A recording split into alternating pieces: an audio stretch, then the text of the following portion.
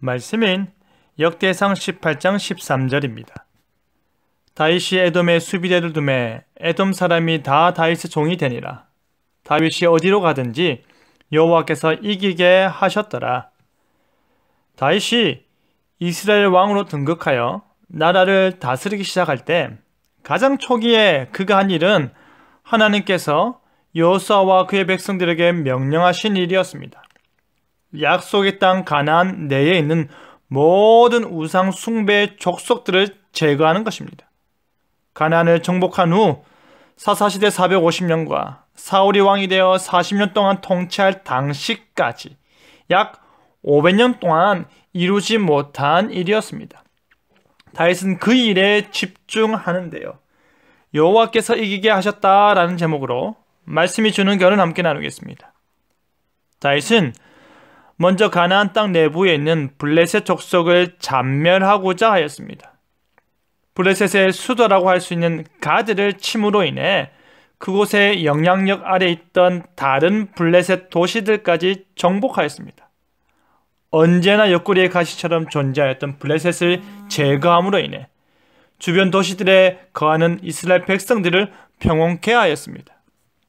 그리고 다윗은 가나안 땅 외부에 있는 나라들을 공격하여 더 이상 이스라엘의 해가 되지 않도록 하였습니다. 이스라엘 주변을 감싸고 있는 아람, 에돔, 모압, 암몬, 아말렉 족속들을 쳐서 이스라엘의 경계를 확고하게 다졌을 뿐 아니라 주변국들이 위협적인 존재가 아니라 이스라엘을 섬기며 조공을 바치는 나라로 만들었습니다.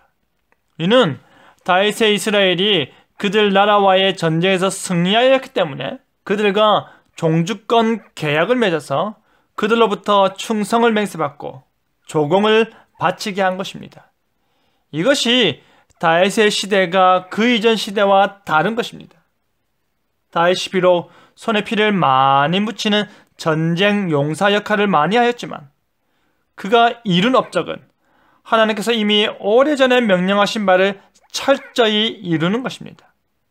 가나안 족속들을 한 명도 남기지 말고 제거하라는 명령을 지키는 것입니다. 이웃 나라들의 침략을 허락하여 우상 숭배를 하지 말라는 명령을 지키는 것입니다.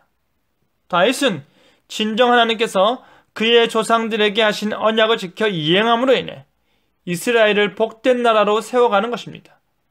다윗은 진정 이스라엘로 하나님의 백성다운 삶이 어떠한지를 그의 강함을 통해서 그의 철저한 실행을 통해서 알게 한 것입니다. 그러니 하나님께서 다윗이 어디로 가든지 이기게 하신 것입니다. 다윗이 전쟁을 통한 정복 사업에 승승장구할 수 있었던 것은 그의 마음 자체가 너무나도 언약적이었고 하나님 중심적이었기 때문입니다. 그 무엇보다 중요한 것은 하나님께서 그 일에 함께 하셨기 때문입니다. 다윗의 마음은 간절해도 하나님의 때가 아니면 할 수 없는 것이 주님께서 하시는 일이기 때문입니다.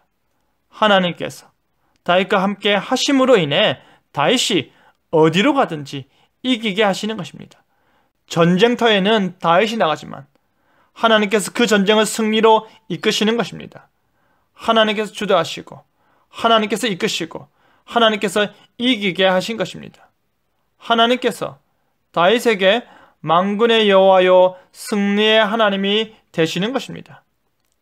사랑하는 성도 여러분, 왕이 된 다윗은 자신이 해야 할 일을 했습니다.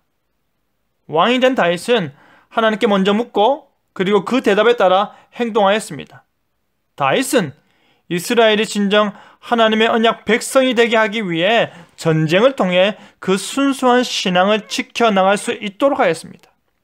오직 하나님의 말씀이 다스리는 나라, 오직 하나님의 법이 질서를 세워 통치하는 나라가 되게 한 것입니다.